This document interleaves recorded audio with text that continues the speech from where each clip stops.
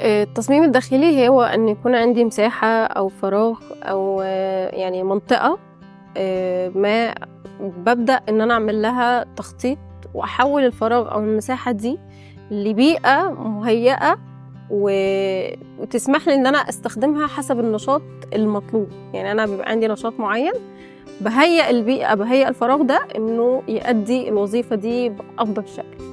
فبابدأ أخطط أو إن أنا أصمم الفراغ ده، المساحات، الحركة بتاعتي، الطرقات بتاعتي، الفرش يكون مناسب جدًا للفراغ ده.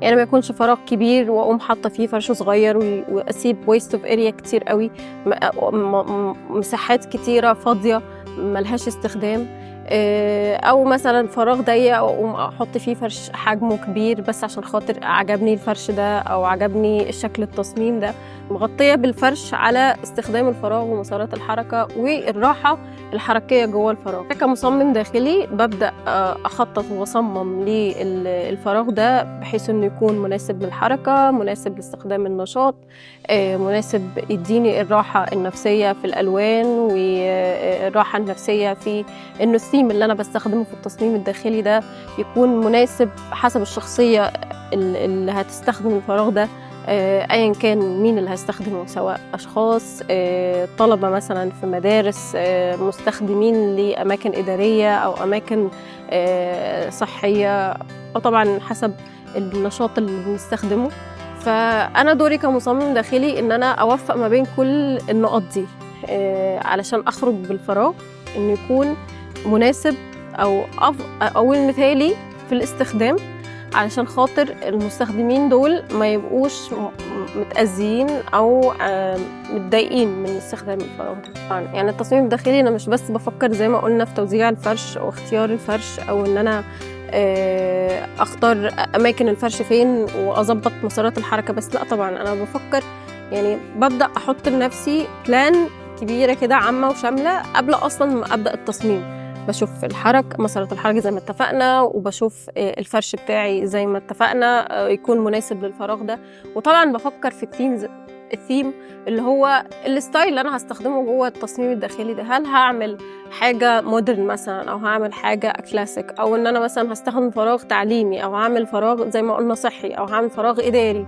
إيه الtheme المناسب للبيئة دي أو إيه الtheme المناسب لاستخدام المكان ده. فطبعًا بافكّر في الtheme أو بافكّر في الstyle اللي أنا هاحطّه أو هاشتغل بيه أو هاستخدمه جوّه الفراغ، وهيبقى جوّه الtheme ده اختيار المناسب للألوان. الألوان برضه علم كبير جدًا وبيأثّر بشكل psychology رهيب على نفسية الأشخاص اللي بيستخدموا الأماكن دي. فأكيد طبعًا هافكّر في الألوان وهافكّر في الaccessories اللي هاحطّها، هافكّر في التفاصيل الصغيّرة اللي هاعملها في التصميم، فيبقى تصميم متكامل.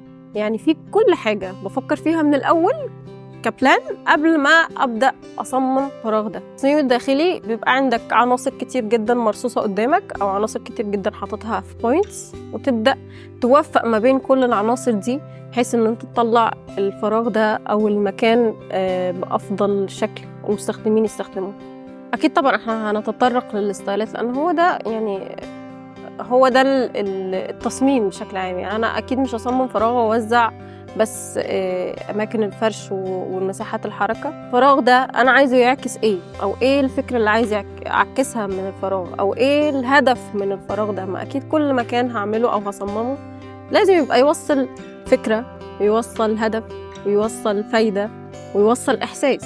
فباوصّل الكلام ده كله عن طريق الtheme أو الstyle المناسب للفراغ ده. فأكيد طبعًا هنتطرق لأنواع الstyles الدارجة وإيه الحاجات الترندي وإيه المناسب. طبعًا في المشاريع اللي إحنا كل ما بنعمل مشروع بيبقى ليها themes معيّنة مناسبة للمشاريع دي، فبنبدأ نتطرق إيه هي الأفضل style لكل مشروع.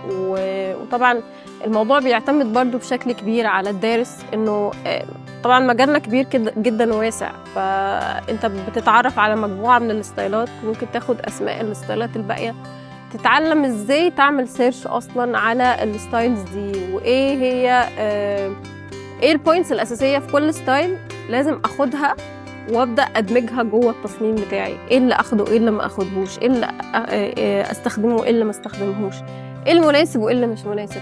كل ده طبعا يعني اكيد طبعا هنتطرق له واحنا بنتعلم ايه هي الستايلز وافضل شكل يعني لتصميم اي فراغ.